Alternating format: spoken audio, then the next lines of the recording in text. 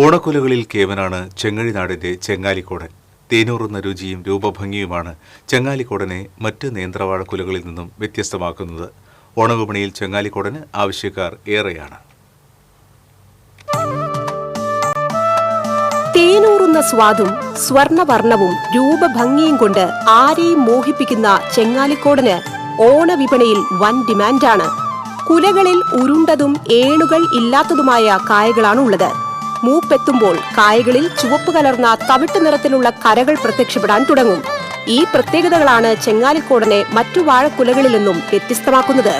ഏറ്റവും മധുരം കൂടിയതും അത് നമ്മൾ ചപ്പൊക്കെ പൊതിഞ്ഞ് വരുമ്പോൾ സ്വർണ്ണ കളർ, പഴുത്ത് കഴിഞ്ഞ സ്വർണത്തിന്റെ കളറും പിന്നെ അതിൻ്റെ ഡിസൈനും കൂടി ആകുമ്പോൾ നല്ലൊരു ആനച്ചന്തമുള്ള കായാണ്. ഇതിന് ഉറപ്പും കൂടും. സാധാരണ മറ്റുള്ള നേന്ത്രയേക്കാളും നല്ല നേന്ത്രയാണ്. അത് രുചിക്കും നമ്മളിപ്പോൾ ഇത് പുഴുങ്ങി കഴിഞ്ഞാൽ സാധാരണ ഇതിൻ്റെ വ്യത്യാസം അറിയാന്നുണ്ടെങ്കിൽ ഈ കായ പഴുത്ത് പുഴുങ്ങി കഴിഞ്ഞാൽ കായ പുറത്തേക്ക് തുറക്കുകയും ചെയ്യും. മറ്റുള്ള പഴങ്ങൾ നിങ്ങൾ നേന്ത്രക്കായകൾ നോക്കിക്കോളൂ, അത് ഉള്ളിലേക്ക് ചുരുങ്ങുകയും ചെയ്യും. ഭൗമസൂചിക പദവി ലഭിച്ച ചെങ്ങാലിക്കോടന്റെ ജന്മദേശം എരുമപ്പെട്ടി പഞ്ചായത്തിലെ കരിയന്നൂർ പ്രദേശമാണ്. എന്നിരുന്നാലും തൃശൂർ ജില്ലയ്ക്കകത്തും പുറത്തും ചെങ്ങാലിക്കോടൻ വലിയ തോതിൽ കൃഷി ചെയ്തു വരുന്നുണ്ട്. എന്നാൽ 18 ദേശങ്ങൾ ഉൾപ്പെടുന്ന ചെങ്ങഴിനാട്ടിലെ കുലകൾക്ക് രുചിയും ഭംഗിയും കൂടുതലാണ്.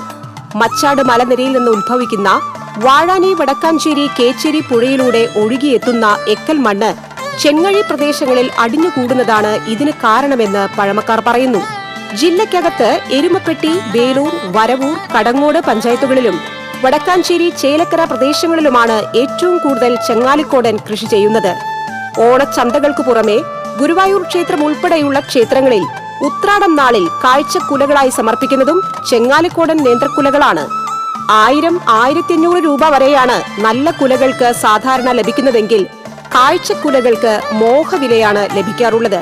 ലക്ഷണമൊത്ത ഒരു കാഴ്ചക്കുലയ്ക്ക് 5000-ലധികം രൂപ വില ലഭിക്കുന്നുണ്ടെന്നും കർഷകർ പറയുന്നു.